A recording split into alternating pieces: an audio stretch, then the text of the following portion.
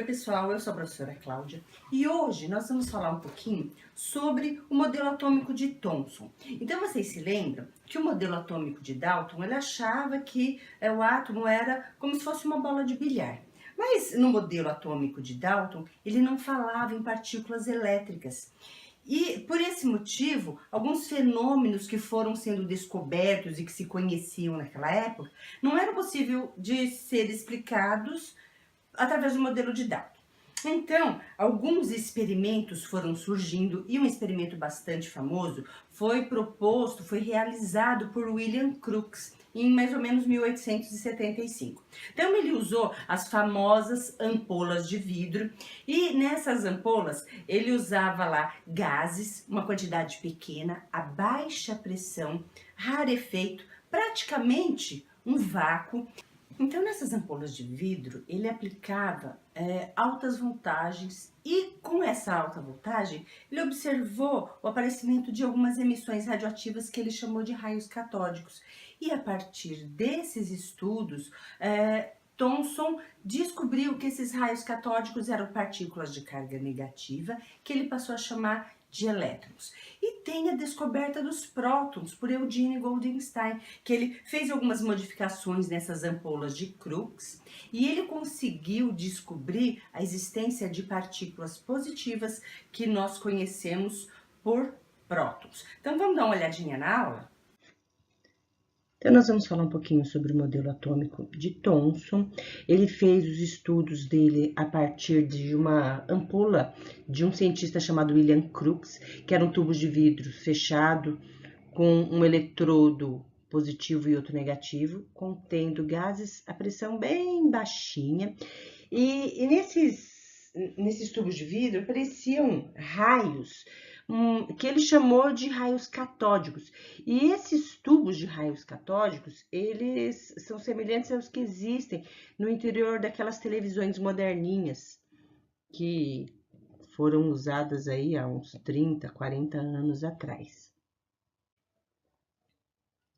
Então, a descoberta da primeira partícula subatômica, que foi o elétron, começou com estudos feitos pelo inglês Sir William Crookes. Então, ele usou aí algumas ampolas de vidro que ele enchia de gás a baixa pressão e essas ampolas eram submetidas a descargas elétricas com altas voltagens. E ele percebeu que sempre que ela recebia essa descarga elétrica, havia emissões, ou seja, o aparecimento assim, de algumas emissões que foram denominadas raios catódicos. Então, essa ampola, ela tinha uma parte chamada cátodo, que era um polo negativo, e outra, que era o ânodo, que era o polo positivo. Nesses experimentos, ele percebeu o seguinte, que quando essas emissões aí, que ele chamou de raios catódicos, incidiam, ou seja, ela batia no anteparo, que é essa espéciezinha aqui, ó, ela produzia uma sombra, sempre oposta do lado oposto do tubo, ou seja, as emissões saíam daqui e ia formar uma sombra aqui no fundo. Então, o que ele concluiu? Que essas emissões, elas se propagavam sempre em linha reta. E não contente, ele colocou nessa ampola um campo de carga elétrica positiva e negativa. E ele percebeu que toda vez que havia a emissão aí desses raios catódicos, essas emissões, elas corriam sempre para o lado onde tinha a placa com carga positiva. Então, o que ele concluiu? Que essas partículas, essas emissões, elas deviam de ter carga elétrica negativa, porque a gente sabe que partículas com cargas opostas, elas se atraem. Então, por que essa partícula ela era atraída aqui pelo polo positivo? Porque ela deveria ter uma carga negativa. E os estudos continuaram. O que ele fez dessa vez? Ele colocou um molinetezinho dentro dessa ampola E ele percebeu que toda vez que havia uma descarga, esse molinete ele se movimentava. Então, para se movimentar, tem que ser uma descarga, alguma partícula que tenha massa. Ué, imagina você tá andando para lá e o seu amigo tá andando para cá. Vocês não percebem que estão na mesma direção. Quando vocês se encostarem, vocês vão se chocar. E aí vai ter um movimento aí dos corpos. Porque o corpo dos dois tem massa. Então, foi isso que ele concluiu. Que essas radiações, que esses raios catódicos aí, eles eram dotados de massa. Em 1886, Eugene Goldstein, ele modificou a ampola de Crookes, colocando como cátodo um polo negativo, que era uma plaquinha assim metálica, toda cheia de furinhos, como se fosse uma peneira, tá? E ele usou lá dentro gás hidrogênio.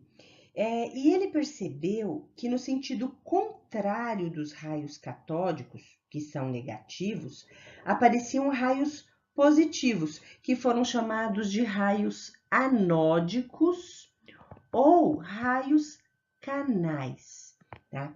E ele imaginou, então, que haveria a existência de uma segunda partícula subatômica com carga positiva e capaz de neutralizar o elétron e tornar o átomo de hidrogênio eletricamente neutro. Por que ele imaginou que essa carga seria positiva? Ora, se o cátodo tinha carga negativa, as partículas que iam em direção a ele deveriam ser partículas positivas, já que cargas de sinais opostos se atraem. E essa partícula recebeu o nome de próton. Então, foi esse cientista que proporcionou aí, através dos seus experimentos, a descoberta da segunda partícula subatômica. Então, em função aí de todos os estudos realizados por Thomson e em alguns resultados experimentais obtidos aí por Sir William Crookes, Thomson propôs um modelo que nós conhecemos hoje como modelo pudim de passas, tá?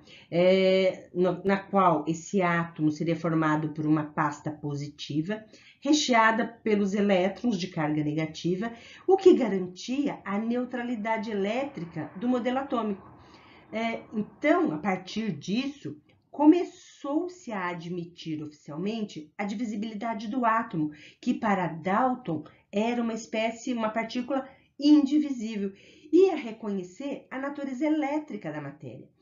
O modelo atômico de Thomson, ele explicava satisfatoriamente alguns fenômenos como a eletrização por atrito, que acontecia quando partes positivas de um corpo e partes negativas de outro eram separados quando eles eram atritados.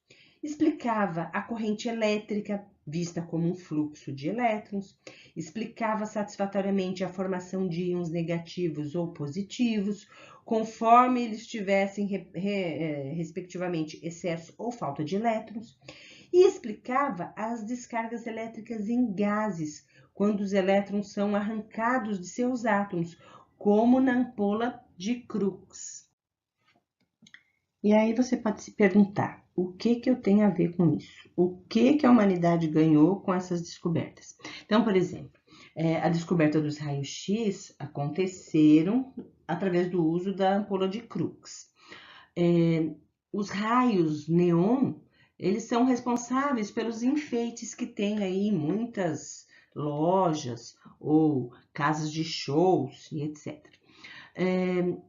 As primeiras televisões, elas tinham esse tubo de raios catódicos.